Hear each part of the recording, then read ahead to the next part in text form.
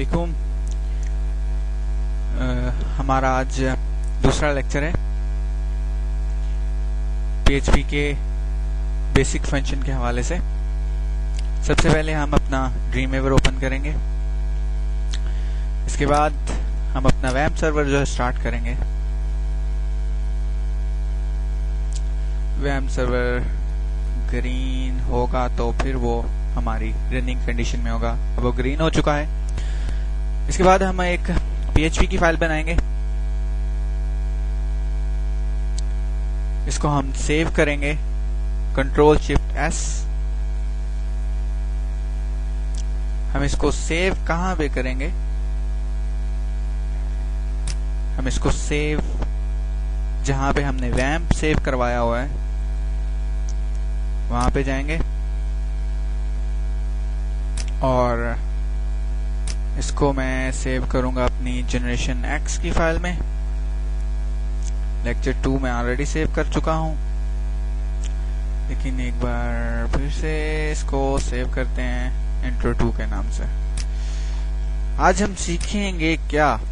आज हमने सीखना है कमेंट्स कैसे पास की जाती हैं और दूसरा इसके बेसिक सिंटैक्स, और इसके साथ साथ हम सीखेंगे एको कैसे करवाया जाता है और वेरिएबल कैसे डिक्लेयर किया जाता है। सो स्टार्ट करते हैं सबसे पहले PHP के बेसिक सिंटैक्स से।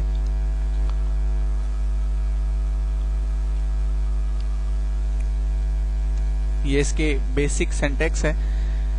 आपने जब भी PHP का कोड लिखना है तो इन इसके और इसके अंदर लिखना है। PHP यहां से स्टार्ट हो रही है और यहां पे खत्म हो रही है। इसका मतलब ये है, इस जो हमने ये कोड इनिशियलाइज किया है, इसका मतलब ये है कि यहां से PHP स्टार्ट होगी, सर्वर इसे रीड करना शुरू करेगा और वो यहां तक चलेगी। अब सबसे पहले हम कमेंट कैसे पास करते हैं, सिंगल लाइन कमेंट्स और मल्टी लाइन कमेंट्स सीखेंगे।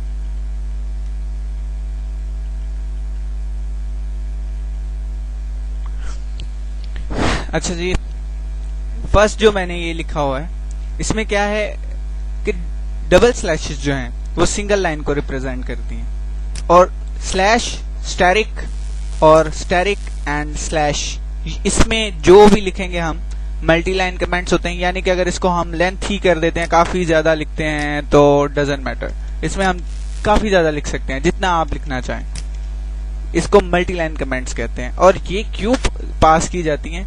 जब आप एक प्रोग्रामर बन जाएंगे या एक डेवलपर बन जाएंगे तो आपको अपने कोड को रीराइट करना पड़ता है। माइट भी आपने बहुत सारी वेबसाइट्स बनाएं और जब आप अपनी पुरानी वेबसाइट को दोबारा रीराइट करने लगते हैं तो आपको ये कमेंट्स जो हैं बताती हैं कि आपने एक्चुअल में ये कोड किस लिए बनाया था और किस लिए लिखा था। बेस्ट प्रोग्रामर और प्रोफेशनल प्रोग्रामर जो हैं हमेशा कमेंट्स यूज करते हैं। तो मैं आपको यही कहूंगा कि अगर आप अपनी कोडिंग स्टार्ट करेंगे तो हमेशा उसमें एक कमेंट जरूर पास कीजिएगा कि जो फंक्शन आप बना रहे हैं किस हवाले से बना रहे हैं। अब हम वेरिएबल जनरेट करना सीखेंगे। वेरिएबल पास करने के लिए हमें एक $साइन हमेशा हमने लगाना है।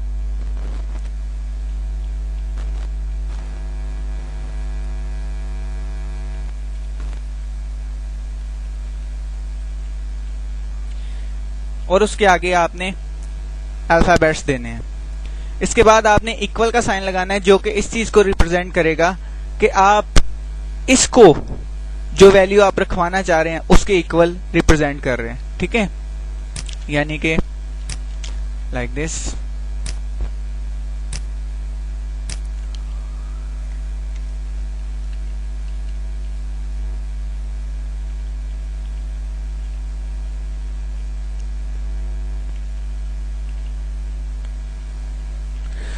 ये हमने एक वेरिएबल जनरेट किया।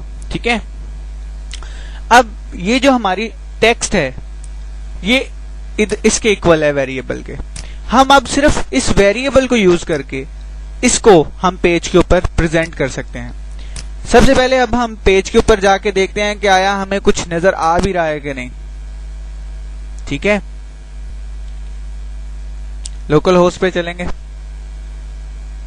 इसके बाद मैंने जनरेशन एक्स में सेव किया था, इसमें इंट्रो 2 एंड इंट्रो 2 पे गए। ठीक है,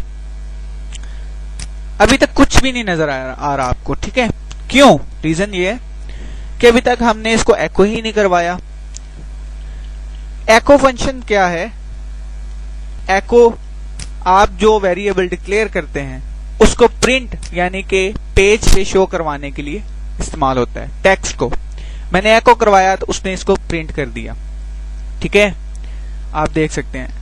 लेकिन एक और मजे की बात यह है कि हमने ये कमेंट्स भी पास की हुई हैं, लेकिन ये तो नहीं शो हुई। क्यों?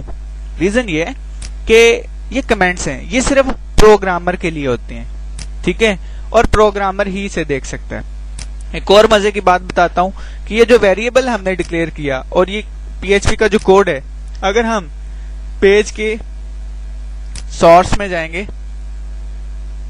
व्यू पेज सोर्स, तो हमें सिर्फ और सिर्फ this is my testing lecture जो है नजर आएगा।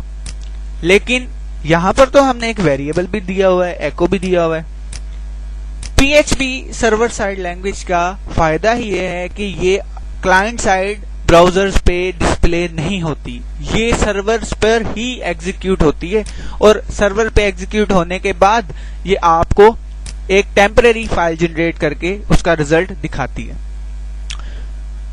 अगर हम एक वेरिएबल और जनरेट करें जिसमें हम टेक्स्ट के बजाय डिजिट रखें तो कैसे रखेंगे?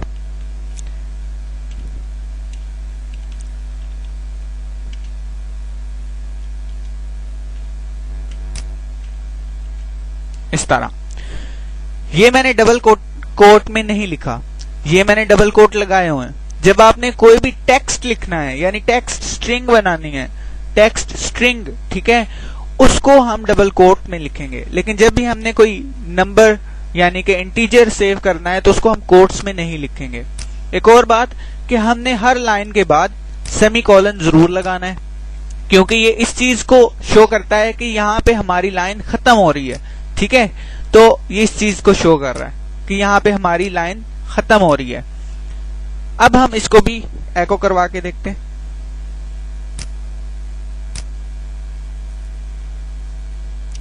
सॉरी, रिफ्रेश करेंगे, हमारा 1 2 5 जो कि हमने यहाँ पे लिखा था वो डिस्प्ले हो गया। अगर हम यहाँ पे num2 एक और वैल्यू रखते हैं इक्वल टू 5 एंड इधर हम